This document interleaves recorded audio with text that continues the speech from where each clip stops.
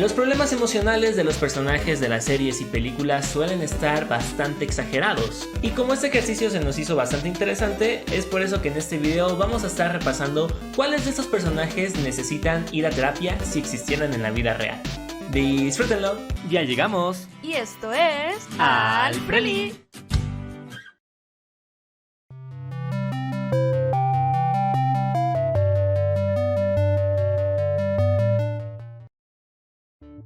La mayoría de los personajes de Winnie Pooh son bastante inestables y podemos decir que la terapia no les haría nada mal, pero uno de los que tiene problemas más grandes sea probablemente el más pequeño de todos. Estamos hablando de Piglet. Cuando éramos niños, nos quedaba claro que Piglet es un personaje muy miedoso que buscaba representar los miedos infantiles de su público, y es que era muy fácil conectar con él a los 5 o 6 años de edad. Pero si lo analizamos con detenimiento, es obvio que el pequeño cerdito tiene un trastorno de ansiedad generalizada a muy temprana edad.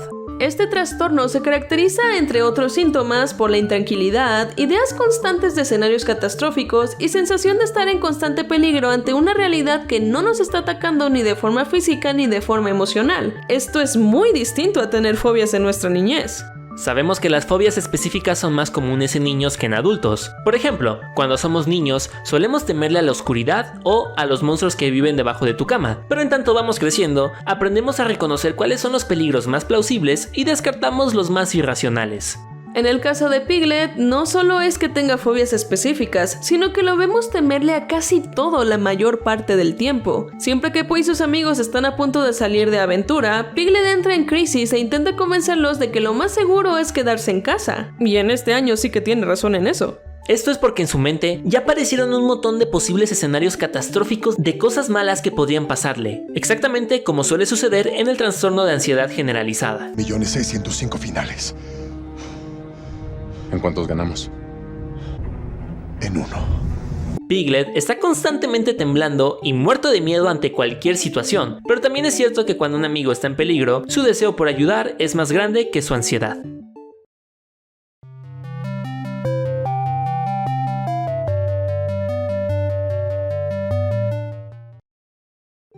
Tal vez no se note de manera superficial, pero Alberto de la película Luca tiene un serio problema con el abandono. Recordemos que su padre lo dejó solo a temprana edad y él lo estuvo esperando durante mucho tiempo en el mismo sitio. Lamentablemente, el abandono por parte de una figura materna o paterna suele ser el más impactante en la vida de un niño y el que más secuelas deja para su futuro.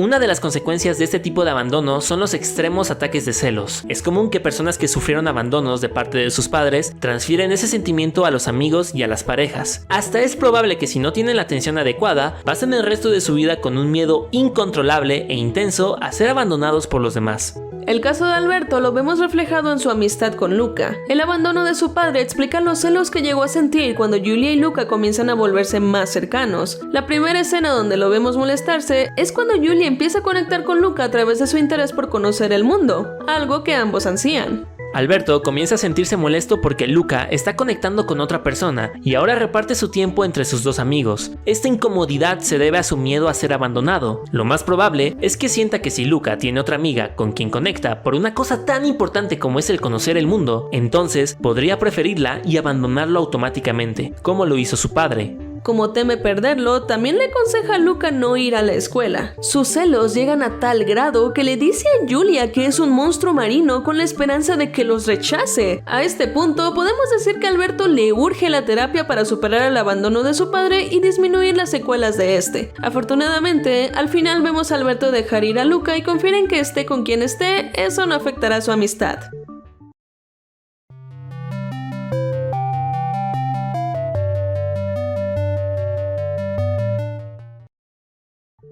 No es solo por ser un villano, el caso de Síndrome va un poco más allá. Durante la película de Los Increíbles conocemos el pasado de Síndrome. Era un niño llamado Buddy Pine que solía ser fiel seguidor de Mr. Increíble, pero cuando le pidió que hiciera en equipo, este le respondió que no, porque trabaja solo. Y ya sabemos lo que sigue. Pero aprendí una lección importante. No puedes contar con nadie, en especial con tus héroes. Lo que debió ser un rechazo momentáneo que debió superar, se convirtió para Buddy en el mayor trauma de su vida. Primero vamos a analizar un poco su caso. Lo que Síndrome quería en el momento en el que fue rechazado era que sus inventos fueran valorados por la figura que idolatraba. Es posible que este niño sufriera de falta de atención por parte de sus padres o que simplemente no tuviera padres. Y por supuesto, de un rechazo hacia sus inventos, lo que aportaría todavía más a la coherencia de su trauma. Pero esto es una suposición. Si nos basamos completamente en lo que la película nos muestra, sabemos que el trauma de Buddy inicia antes de sus encuentros con Mr. Increíble. Inicia con su necesidad por idolatrar a alguien tan profundamente que dedicaba su vida a él. De hecho, hasta podemos ver cómo su cuarto era básicamente un altar a Mr. Increíble y además vemos que vivía disfrazado de su héroe. Esto quiere decir que Síndrome necesitaba de otra persona para basar su propia personalidad. Es posible que no tuviera la suficiente autoestima para sentirse bien con él mismo sin necesidad de nadie más. Este fanatismo por sí mismo ya era razón suficiente para llevar a Síndrome a terapia, pero la cosa empeora cuando es rechazado por aquella figura que significaba su autoestima y su sentido de vida. Es entonces que tiene mucho sentido que Síndrome se derrumbe.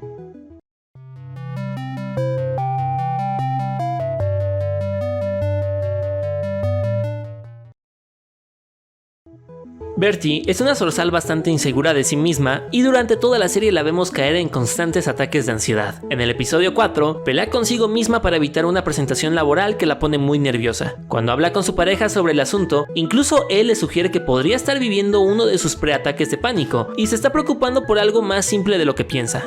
Entonces, Bertie le cuenta un posible escenario catastrófico e improbable que podría suceder el día de su presentación laboral. Teme que cuando comience a hablar, una serpiente se meterá a su boca, pondrá huevos y miles de serpientes saldrán de ella en medio de la reunión. Incluso la vemos escribir un mensaje a su jefe diciendo que está enferma y no podrá asistir al trabajo. Pero las cosas no le salen como pensaba. Su jefe le llama y le aclara que como nadie puede encargarse de sus responsabilidades, la presentación se pospondrá para el día siguiente. Vemos que Bertie no quiere ni salir de su casa, pero al final es convencida por Tuca. Después, cuando ambas están en el supermercado, vemos una de las mejores representaciones de un ataque de pánico jamás vistas en un programa de televisión.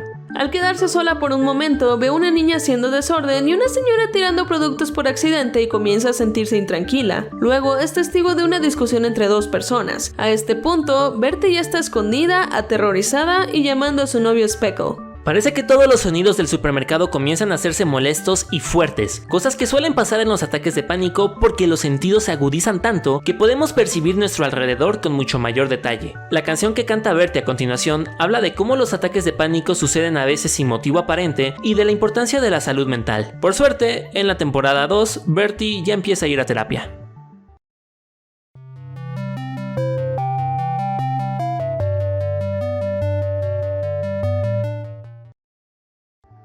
Ok, sabemos que Helga de hecho fue a terapia una vez. En el episodio Helga va al psiquiatra después de golpear a Brainy, pero la serie no nos muestra que siguiera con su tratamiento, y eso se nota. Helga está enamorada de Arnold, pero más que enamorada, está obsesionada. Tiene en su habitación literalmente un altar a Arnold. Esculpió ella misma una figura del niño a base de chicle. También tiene frascos con sus cabellos, un trozo de sándwich que le pertenecía a Arnold, y no olvidemos que siempre carga con una fotografía de él en su bolsillo, con la que por cierto a veces platica. Y para colmo, cuando se encuentra frente a él, no hace otra cosa que maltratarlo. Durante este episodio descubrimos un poquito más de la vida de Helga y el porqué de sus problemas psicológicos. Primero que nada, vemos cómo sus padres siempre se mostraron orgullosos de los logros de su hermana Olga, ignorando por completo a su otra hija cuando ella está presente. Helga le dice a la psiquiatra que siente que sus propios padres no saben que existe y que se volvería loca si no fuera por Arnold. Entonces, la psiquiatra le hace la prueba de las manchas de tinta de Rorschach, que consiste en demostrar aspectos inconscientes de la personalidad del paciente. En este caso, Helga solo ve a Arnold en todas las manchas, por lo que resulta obvio que tiene una fijación por este niño. Poco después, vemos en los recuerdos de Helga el origen de esta fijación. En su pasado, vemos el primer día de clases de Helga en el jardín de niños. Sus padres la ignoraron a tal grado que prefirieron quedarse a elogiar a su hija Olga en vez de llevar a su pequeña Helga a la escuela. Por esto, Helga tuvo que caminar hasta la escuela, siendo mojada por autos, mordida por perros y sintiéndose rechazada. En ese momento aparece Arnold y le comparte su paraguas para que no se moje. Helga nunca había recibido tanta atención y empatía de parte de alguien en toda su vida, y por esto es que eventualmente desarrolla esta obsesión por el cabeza de balón. Por otro lado, en su primer día de clases comienzan a burlarse de ella y es ahí donde desarrolla esta actitud agresiva como forma de evitar que la molesten. A la larga se convierte en la única forma de convivir con los demás que conoce. Después comienza a reflejar obsesión por Arnold socializando de la única manera en que sabe hacerlo, a través del maltrato.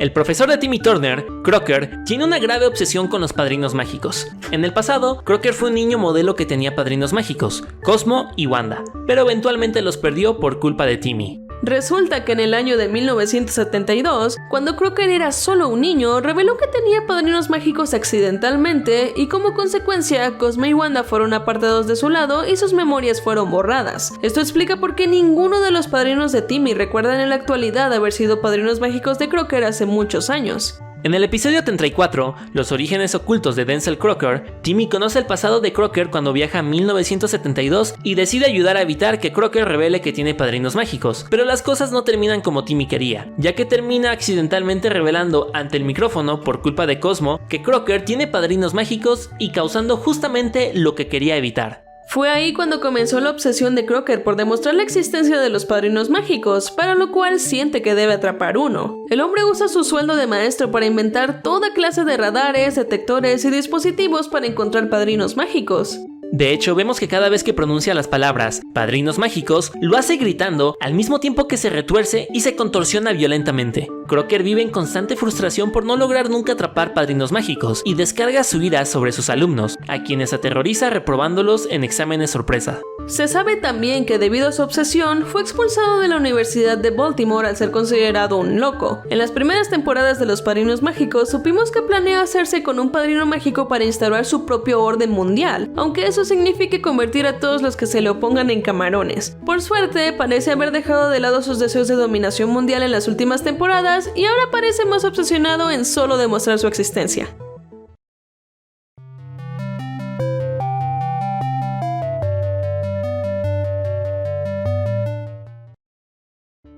Está claro que Marlin, el pez payaso, tiene serios problemas de sobreprotección para con su hijo Nemo, y esto le impide desarrollarse a la par de su edad. Al principio de Buscando a Nemo, vemos que todo se originó cuando una barracuda devoró a su esposa y a casi todos sus hijos. Solo pudo salvar a uno, al pequeño Nemo. Esto le causó un serio problema de ansiedad para con él mismo, que le teme al océano, y para con su hijo. De aquí nació la sobreprotección a la que eventualmente Marlin somete a su hijo. Esto al punto de que le preocupa incluso dejarlo ir a la escuela, a pesar de que ya tiene la edad para ello. También es muy insistente con Nemo respecto al daño en su aleta, limitándolo sobre lo que realmente es capaz de hacer. Cuando Nemo se revela de su padre y es atrapado por el buzo, Marlin se siente culpable por no haberlo protegido y se vuelve loco por encontrarlo. Tanto que a pesar de sus claros miedos al océano, sale en su búsqueda sin ni siquiera tener algún tipo de plan. Hay varios momentos en la película donde vemos que Marlin se da cuenta de que el proteger así a Nemo solo lo está afectando. Por ejemplo, cuando le dice a Dory que no quiere que le pase nada a Nemo, esta le aclara que si no quiere que nada le suceda, entonces efectivamente nunca le pasará nada,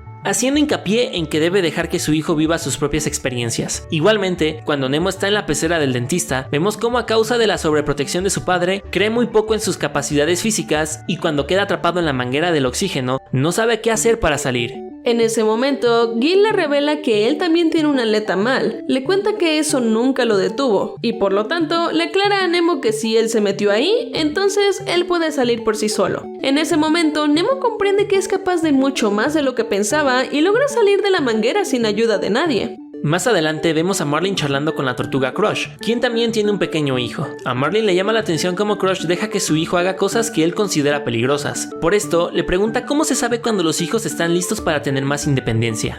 Crush le responde algo como: uno nunca sabe, pero si ellos saben, entonces tú sabes. Esto como forma de decir que cuando los hijos se sienten seguros de lo que hacen, a veces hay que confiar en ellos y dejarlos crecer. En una de las últimas escenas de la película, vemos cómo finalmente Marlin deja a Nemo actuar por su cuenta para ayudar a los peces que están siendo capturados por pescadores. Puede que Marlin haya superado un poco su ansiedad durante su gran aventura, en la que por cierto se vio obligado a pelear con tiburones y medusas, pero de todas formas no le haría mal una sesión de terapia que le ayude a superar el origen de esta.